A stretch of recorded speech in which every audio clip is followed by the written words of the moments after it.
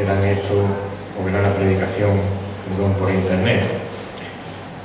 Saludos de los hermanos de Sevilla, de la iglesia del Parque Alcosa, donde están, como sabéis, Miguel y los Raques. Estuvimos el viernes con ellos en el culto, y saludos de los hermanos de allí. Sabed que ellos están orando toda la semana entre las iglesias que oran desde allí, oran también por nosotros como iglesia y también por los enfermos, las situaciones que todos sabéis aquí un poco más complicadas. Ellos también pues están orando por nosotros. Así que, dicho eso, os invito a que abráis vuestra Biblia, supongo que todos sabéis, por el Evangelio de Lucas, Lucas capítulo 2, y hoy terminamos este capítulo 2, versículos del 39 al 52. Lucas capítulo 2, 39 al 52, donde vamos a ver que Cristo es el digno Hijo de Dios. Cristo, Jesús, es el Hijo de Dios, el digno Hijo de Dios.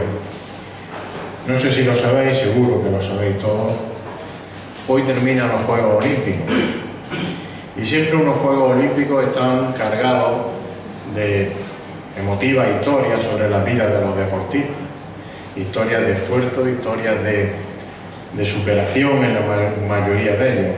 Historias emocionantes, como digo, de deportistas que han competido algunos 3, 4, hasta 5 Juegos Olímpicos distintos, a pesar de su edad. Todo un ejemplo de esfuerzo, de constancia en el trabajo. También hay historias preciosas de deportistas muy jóvenes, 16, 17 años, incluso veía un día una competición de patinetes, no lo sé decir en inglés, jóvenes de hasta 14 y 15 años. Pero personas que, a pesar de su juventud, de su inexperiencia, por así decirlo, casi niños o niñas, demuestran también una madurez asombrosa a la hora de competir. Incluso sé que más de uno y una de los aquí presentes incluso lloró viendo competir a una niña de Madrid, una madrileña de 17 años que por unos fatídicos segundos perdió la medalla de oro en su combate de taekwondo tras competir de forma memorable.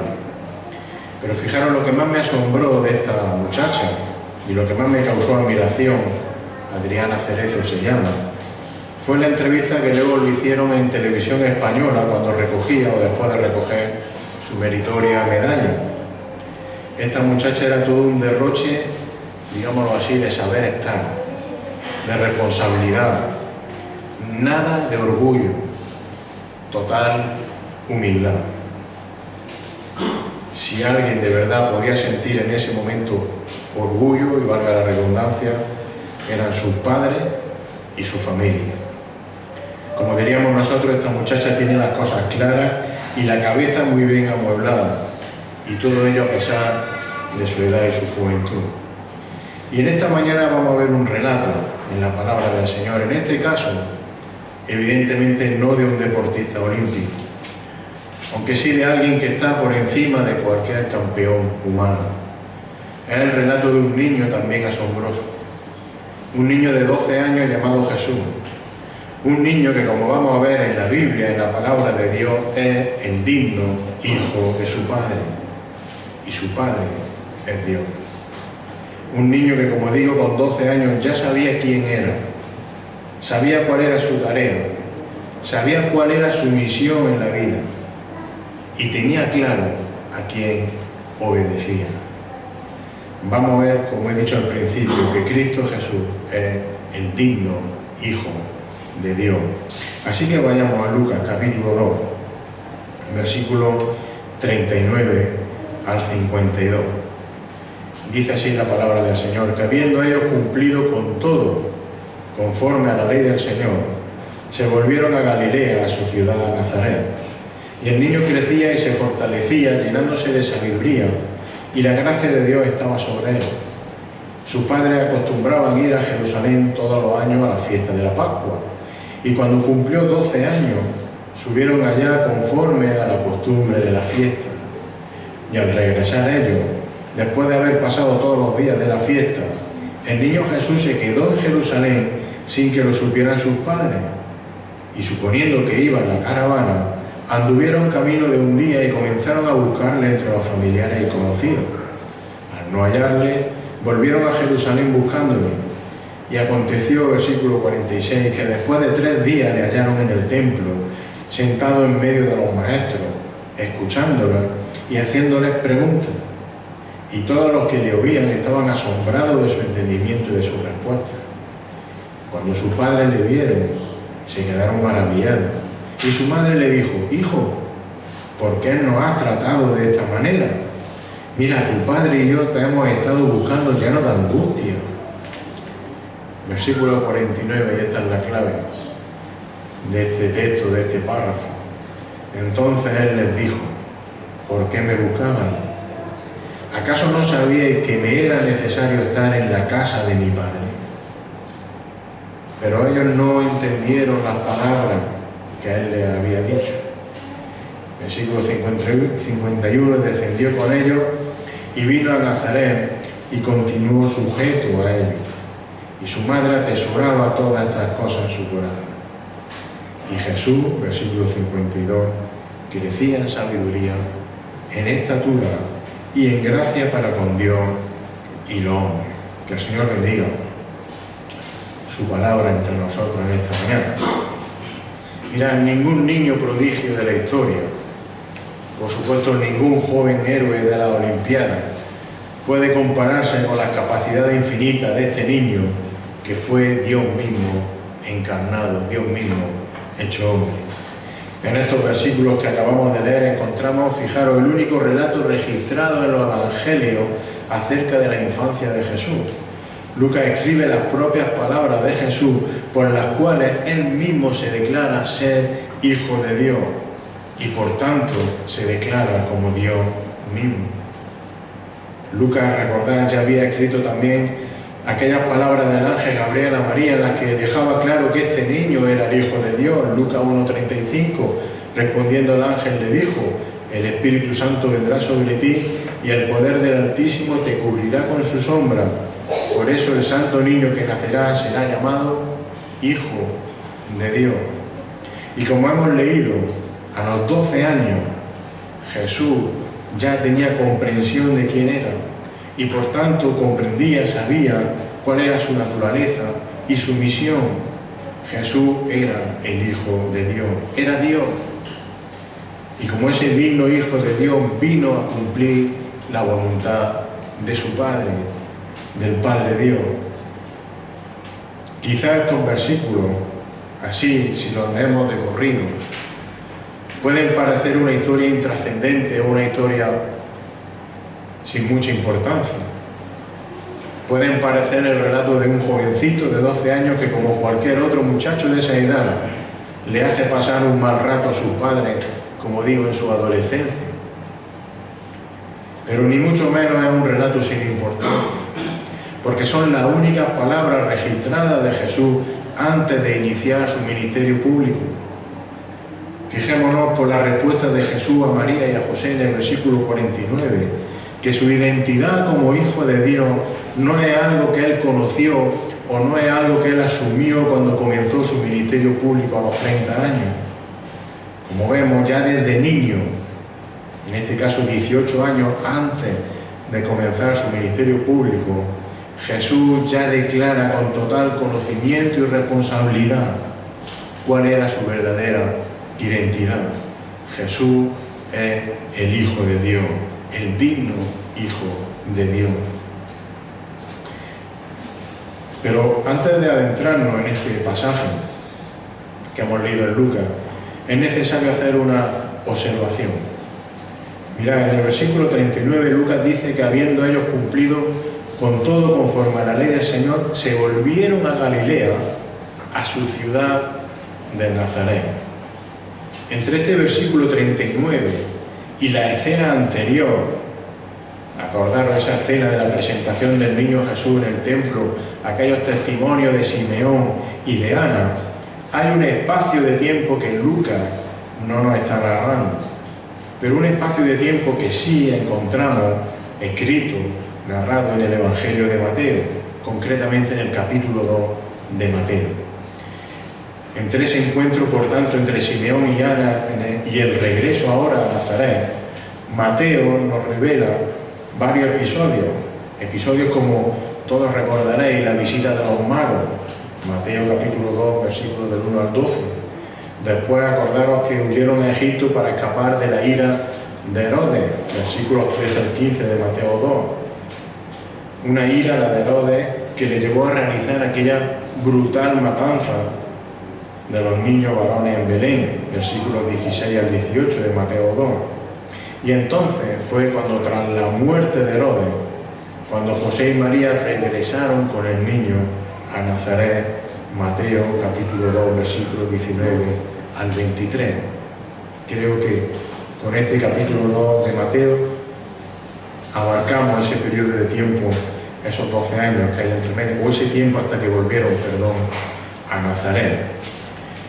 Así que volvamos a nuestro pasaje de Lucas, hecha esa aclaración, donde el evangelista nos narra todo, o más que todo, lo poco que se sabe acerca de la vida de Jesucristo, desde su infancia hasta el comienzo de su ministerio público, en la que, a pesar en ese tiempo de que no se cuenta mucho, queda claro que Jesús, como digo, es el digno Hijo de Dios.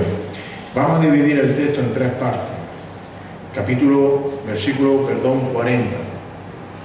Jesús creció como Hijo de Dios, Jesús siendo niño.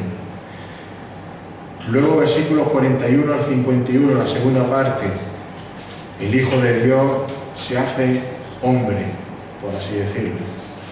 Y por último, versículo 52, Jesús adulto en Nazaret. Jesús creció como Hijo de Dios, el Hijo de Dios se hace hombre y Jesús ya adulto en Nazaret.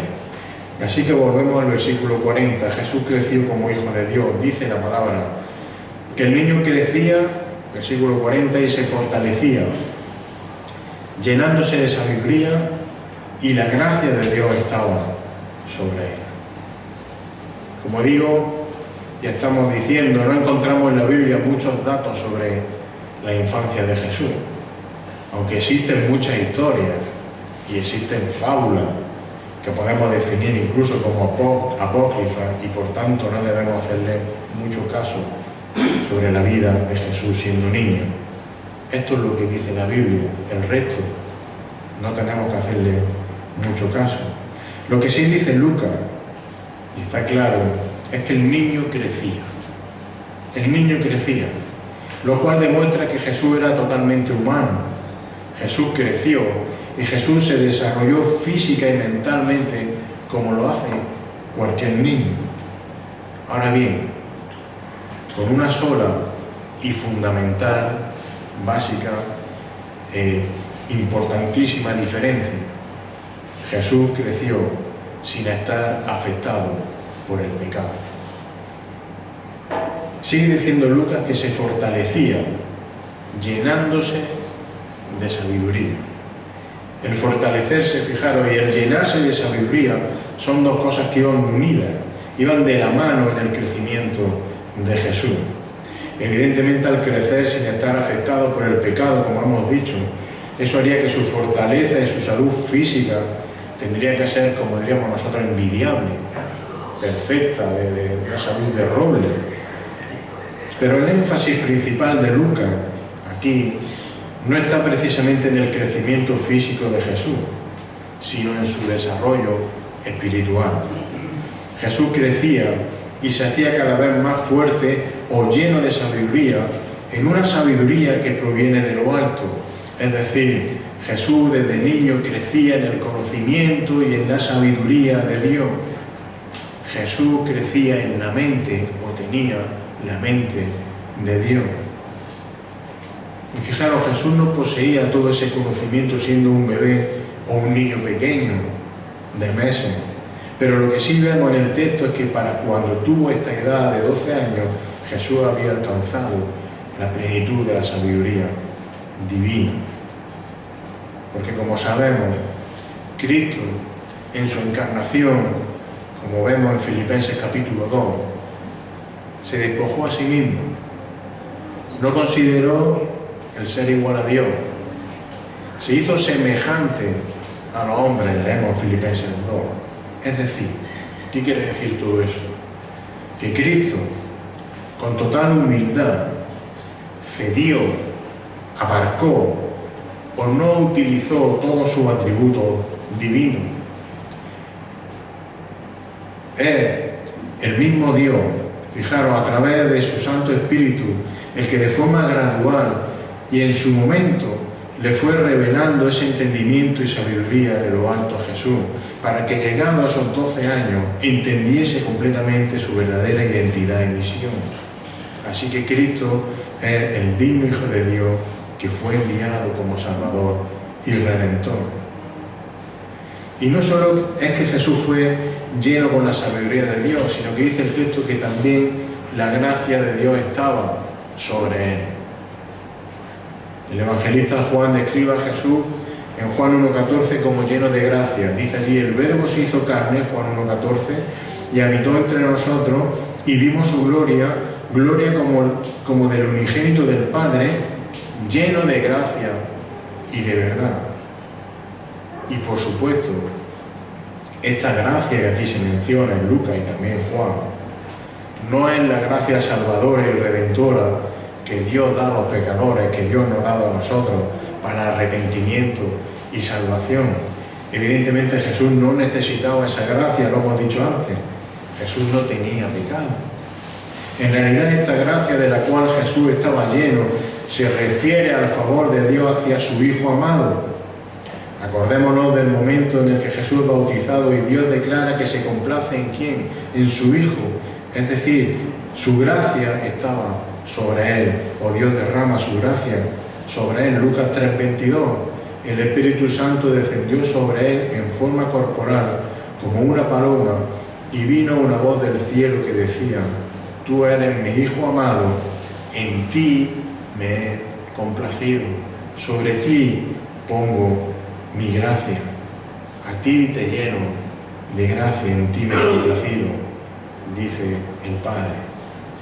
Así que Jesús, el digno Hijo de Dios, es al mismo tiempo, fijaros, esto es precioso, es al mismo tiempo receptor de la gracia, como un don merecido por ser sin pecado, por ser el Hijo de Dios, pero a la vez es dador de la gracia, como un don, como un regalo, como un favor que los pecadores no merecemos.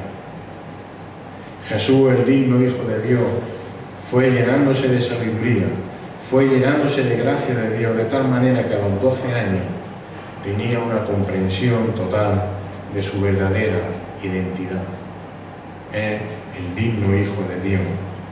Jesús fue creciendo, el niño fue creciendo hasta entender y adquirir por completo la sabiduría y la mente de Dios, entendiendo también la misión y la responsabilidad con la que el Padre lo había enviado a este mundo. Y ese niño se hace hombre.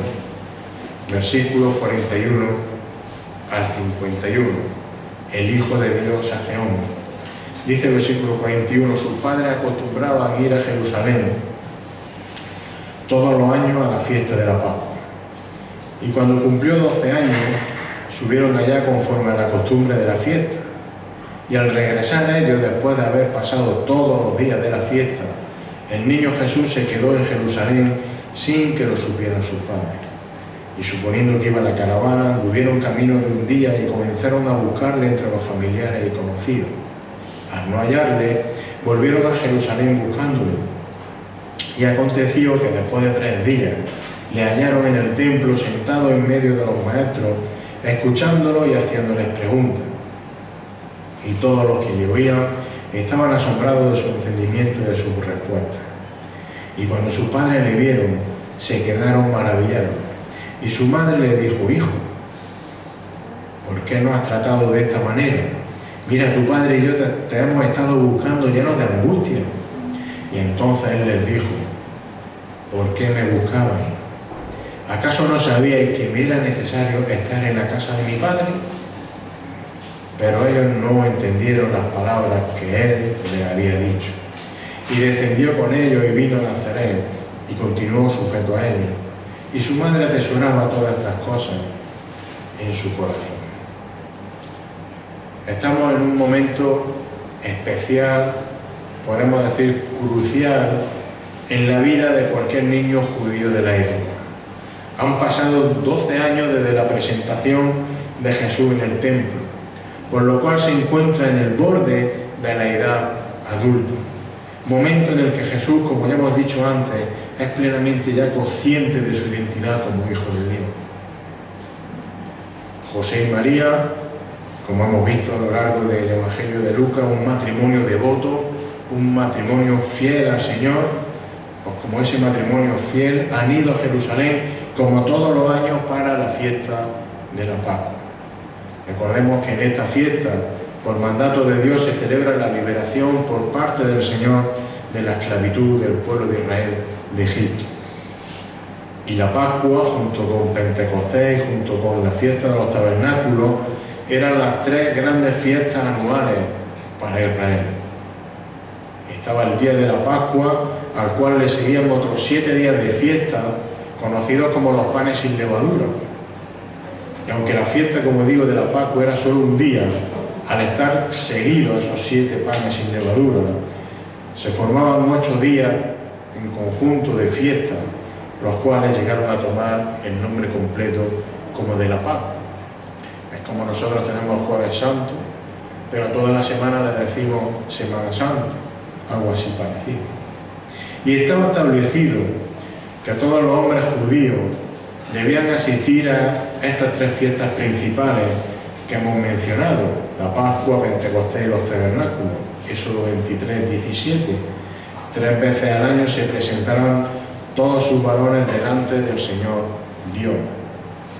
Pero la dispersión que había sufrido el pueblo de Israel en años anteriores y todavía tenían en aquella época hacía poco viable o casi inviable que los hombres israelitas pudiesen ir 3 veces al año en peregrinación a Jerusalén.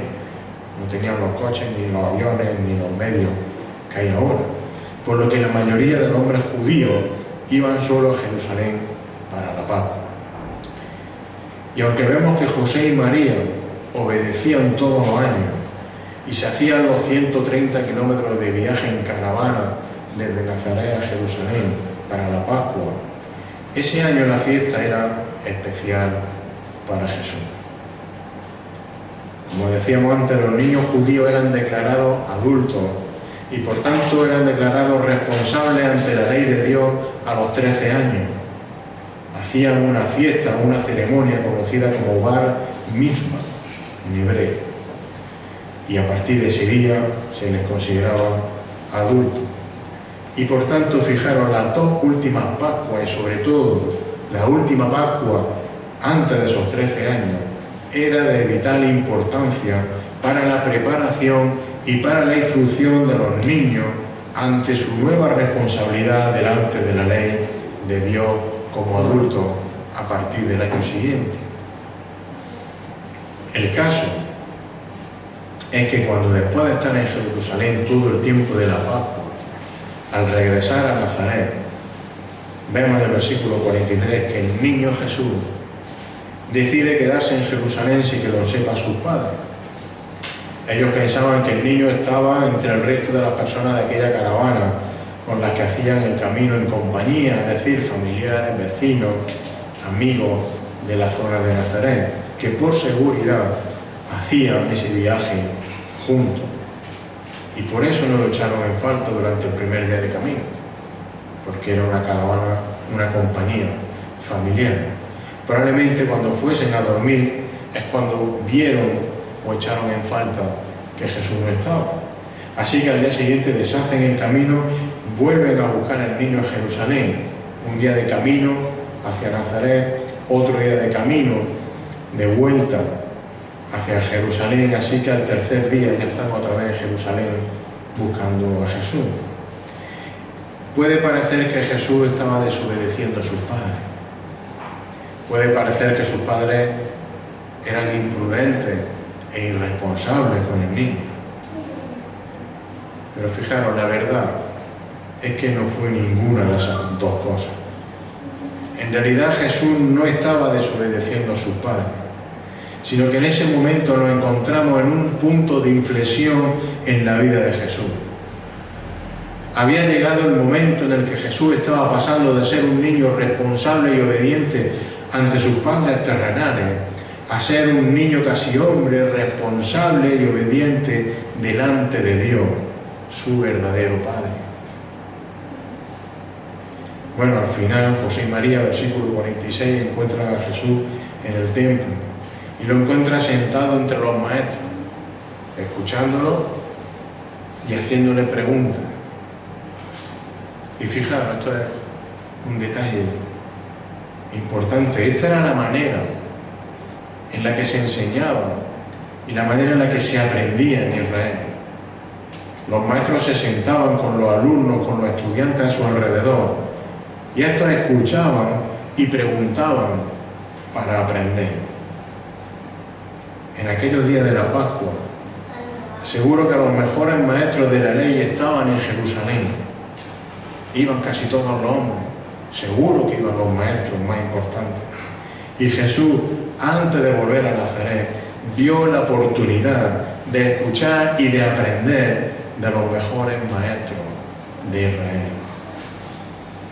Hoy en día tenemos diversas formas de aprender y de recabar información. Tenemos libros, bibliotecas, en internet tenemos demasiadas cosas.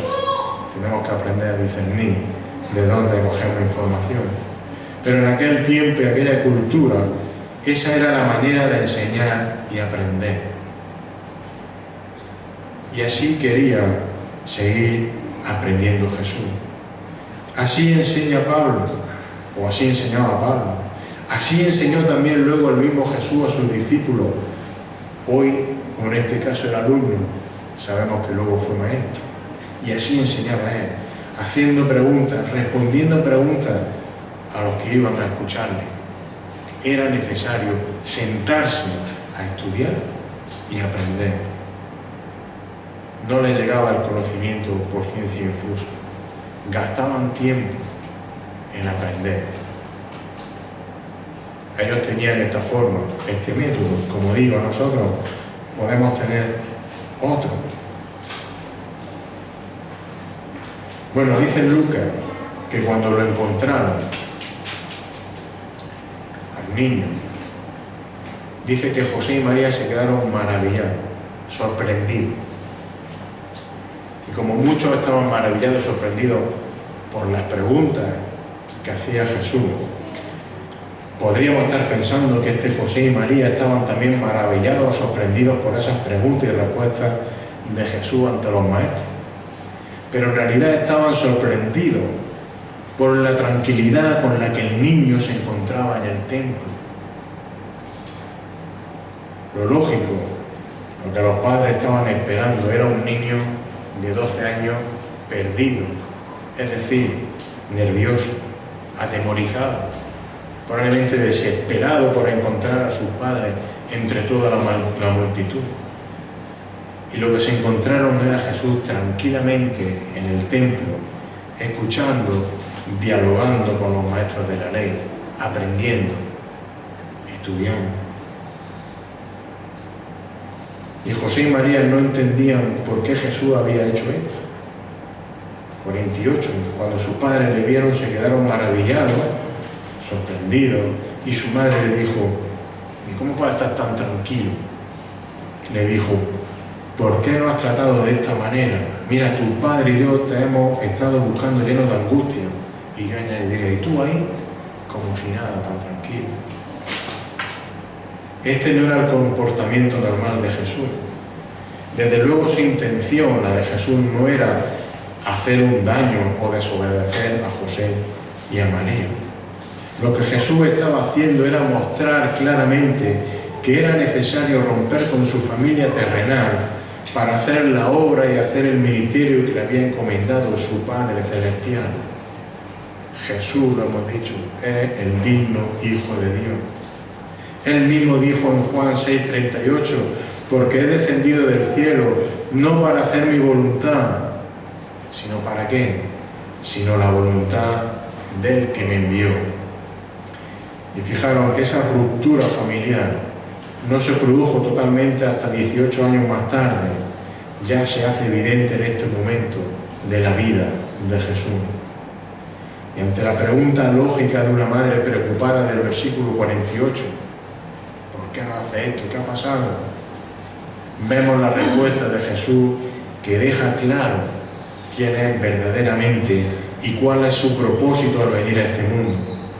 Jesús es el Hijo de Dios y como tal, como el digno Hijo, su propósito es obedecer y hacer la voluntad de su Padre. 49. Entonces Él les dijo: ¿por qué me buscabais? ¿Acaso no sabíais que me era necesario estar en la casa de mi Padre, en los negocios de mi Padre, en las cosas de mi Padre? Jesús está dejando claro que su máxima prioridad es hacer la voluntad de su Padre Celestial.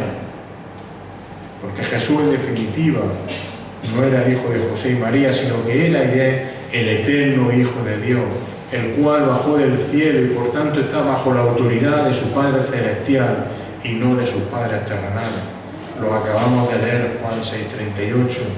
He descendido del cielo no para hacer mi voluntad, sino la voluntad del que me envió. La enseñanza bíblica de que Jesús es el Hijo de Dios es clara, es innegable y por tanto innegociable. Jesús es Dios. Y eso es innegociable. El ángel ya se lo dijo a María, lo hemos leído al principio, Lucas 1:35, el Espíritu Santo vendrá sobre ti y el poder del Altísimo te cubrirá con su sombra. Por eso el santo niño que nacerá será llamado Hijo de Dios. El mismo Señor Jesús se refiere a sí mismo como Hijo de Dios. Por ejemplo, hay muchos pasajes, Lucas 10, 21 y 22. En aquella misma hora, Él se regocijó mucho en el Espíritu Santo y dijo: te alabo, Padre, Señor del cielo y de la tierra, porque ocultaste estas cosas a sabios y a inteligentes y las revelaste a niños. Sí, Padre, porque así fue de tu agrado. Todas las cosas me han sido entregadas por mi Padre, y nadie sabe quién es el Hijo sino el Padre, ni quién es el Padre sino el Hijo, y a quien el Hijo se lo quiera revelar. Y fijad, esta afirmación de que Jesús es el Hijo de Dios, esta afirmación que encontramos, como digo, por todo el Nuevo Testamento, solo leemos un pasaje, pero hay mucho. Esta afirmación fue lo que sobre todo enfureció a sus detractores judíos y lo que le llevó a ser condenado a muerte por Pilato, aunque éste no tenía motivos para hacerlo. Juan 19, 6 y 7. Dice allí que entonces cuando le vieron los principales sacerdotes y los alguaciles, gritaron diciendo: ¡crucifícale! ¡Crucifícale! Pilato les dijo: tomadle vosotros y crucificadle, porque yo no encuentro ningún delito en él. Versículo 7. Y los judíos le respondieron: nosotros tenemos una ley, y según esa ley él debe morir. Decían los judíos, porque pretendió ser el Hijo de Dios. No pretendió, era el Hijo de Dios. Fijaros que en la cultura judía, decir que alguien era hijo de alguien, era mucho más que decir simplemente que era su descendiente. Cuando alguien era llamado hijo de, se estaba diciendo que esa persona era igual y que tenía la misma condición de quién o de qué era hijo. Un ejemplo sencillo, y hay muchos, pero uno solo. El Señor Jesús llamó, acordaros, a Juan y a Jacobo en Marcos 3:17. ¿Cómo los llama? Juan y Jacobo eran hombres de mucho carácter, como diríamos nosotros, de un pronto fuerte, malo, rápido. ¿Cómo los llama allí el Señor a Juan y a Jacobo? Hijos del trueno. Soy como el trueno, soy un trueno, hijo del trueno. Así que quedaros con el ejemplo. Llamar a Jesús Hijo de Dios implica perfectamente que Él es de la misma esencia, de la misma naturaleza que su Padre, y por tanto tiene los mismos atributos, derechos y privilegios de adoración que tiene el mismo Dios. Por tanto, los dirigentes judíos, y no los dirigentes judíos, sino que cualquier persona de Israel, entendía perfectamente que al ser llamado Hijo de Dios, Jesús estaba siendo puesto al mismo nivel que Dios. ¿Lo entendéis? Jesús, el Hijo de Dios, el mismo Hijo de Dios. Ahora bien, versículo 50. José y María no entendieron del todo lo que Jesús les estaba diciendo. Sabían que Él era el Mesías, sabían que era el Hijo de David, sabían que había sido concebido en una virgen por el Espíritu Santo, pero no llegaban a entender en ese momento el total significado de lo que Jesús les estaba diciendo. Y esto de no entender a la primera lo que el Señor le dice a alguien ocurrió en varias ocasiones. Por ejemplo, los mismos apóstoles, cuando Jesús les dijo que iba a morir y resucitar al tercer día, no llegaban a entenderlo, Lucas 18:34, pero ellos no comprendieron nada de esto. Este dicho les estaba encubierto y no entendían lo que se les decía en ese momento. Pero Jesús había entendido, y así lo estaba manifestando, que su verdadero Padre es Dios, y que su obediencia va a ser solo para Él, para el Padre. Y sabemos que esto le llevó a la cruz del Calvario, y ya lo sabía con 12 años. Aún así, fijaros, el momento definitivo de la separación de sus padres terrenales no había llegado, y Jesús, como hijo obediente, como aquel que no cometió ningún pecado durante toda su vida, regresa con José y María a Nazaret, versículo 51, y descendió con ellos, y vino a Nazaret, y continuó sujeto a ella. Perfecto. ¿Y cómo termina el versículo? Fijaros. Y su madre, María, atesoraba todas estas cosas en su corazón. Y aunque María no comprendía totalmente lo que estaba pasando y escuchando, María tenía que entender que su hijo, en realidad, ya no era su hijo, era su Salvador, era el Hijo de Dios, y que por tanto tenía que cambiar su autoridad de madre sobre un hijo para aceptar y recibir la autoridad divina de Jesús sobre él. Es más, acordaros de lo que Simeón le susurra hace 12 años en el templo. Quizás María se estaba acordando de aquellas palabras de Simeón allí en el mismo sitio donde estaban ahora 12 años antes. Y María empezaba a ver como una espada estaba comenzando a atravesar su corazón. ¿Os acordáis? Bueno, por último, el Señor sigue creciendo. Y vemos a Cristo como el digno Hijo de Dios en su año adulto en Nazaret antes de iniciar el ministerio público, versículo 52. Dice que Jesús crecía en sabiduría. Vaya, lo mismo que el versículo 40. En estatura y en gracia para con Dios y con los hombres. En este versículo encontramos también la única información sobre Jesús en este periodo de 18 años entre la edad de 12 que acabamos de ver y los 30 cuando comienza su ministerio público.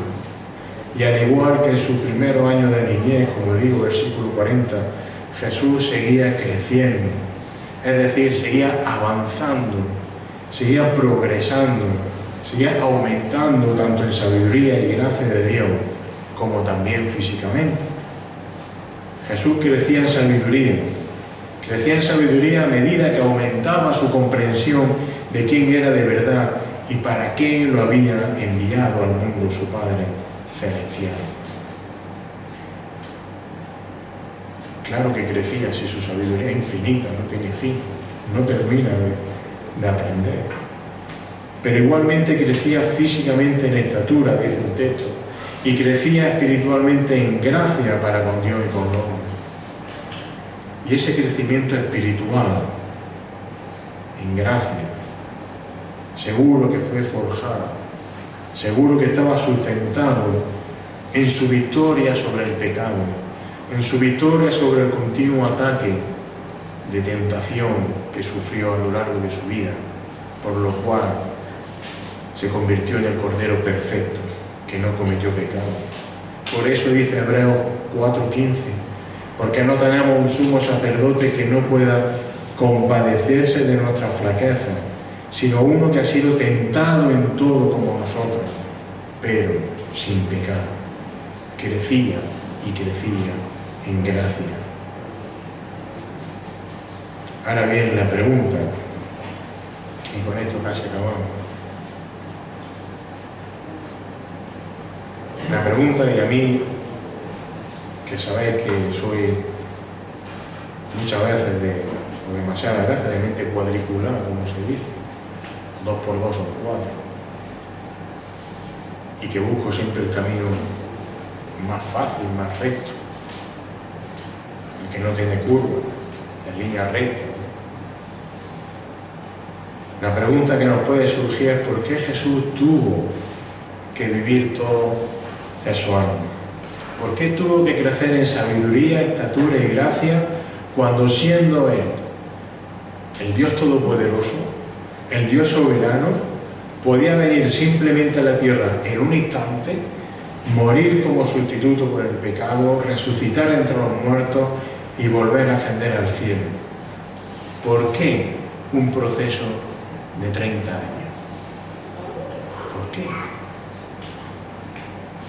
Mirad, la respuesta es que Cristo, el digno Hijo de Dios, tenía que llevar una vida perfectamente justa y tenía que cumplir toda justicia, porque de esa manera como Cristo pudo llegar a ser el sacrificio perfecto, y de esa manera Cristo pudo tomar el lugar de los pecadores en la cruz del Calvario, siendo el Cordero perfecto.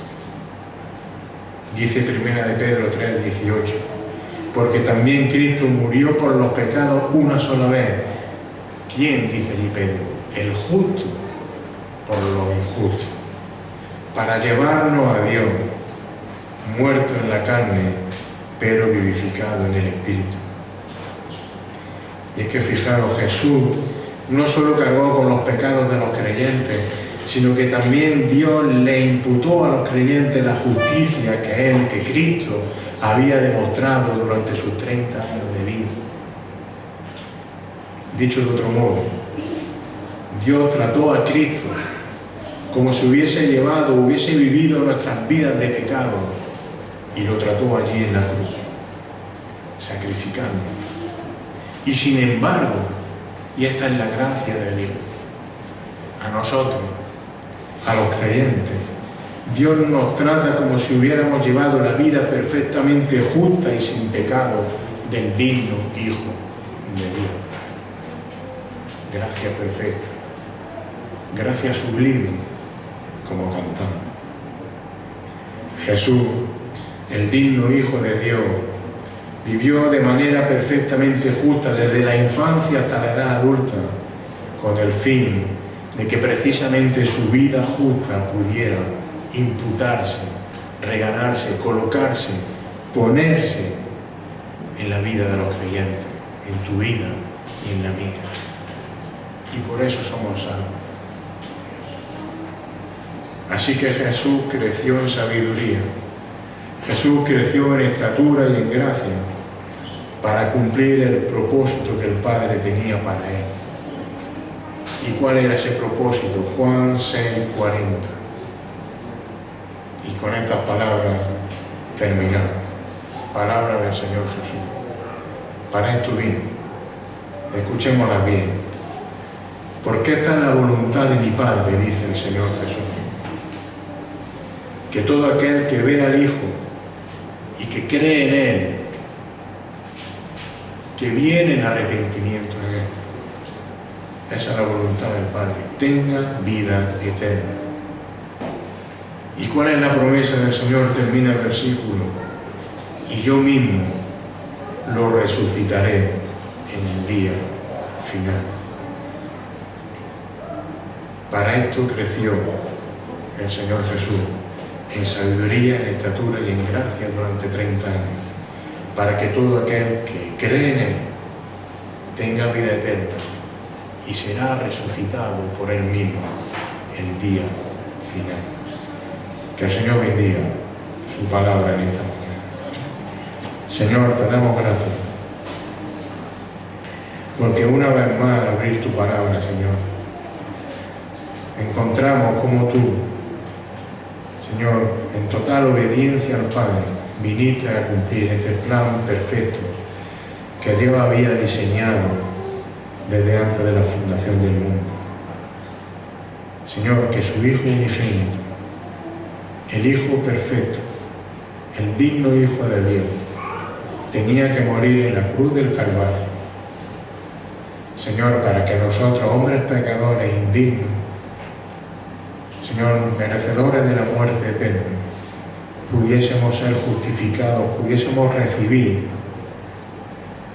Señor, la justificación de una vida perfecta que solo Cristo pudo cumplir. Gracias porque lo hiciste por amor, por misericordia, y es un regalo que tú nos haces a nosotros. Señor, te pedimos que tú sigas tocando corazones en este mundo, que tú sigas quebrantando corazones en este mundo, para que cuando te vean, crean en ti. Señor, y tú puedas otorgarle este regalo de la salvación eterna a través de tu justicia imputada en el corazón de pecadores. Señor, solo tú tienes poder para hacerlo, y te pedimos que lo sigas haciendo. Te alabamos y te adoramos, y te reconocemos como el digno Hijo de Dios, el único Salvador, el único mediador, el sacrificio, el Cordero perfecto. Te alabamos y te adoramos. En el nombre de Jesús. Amén.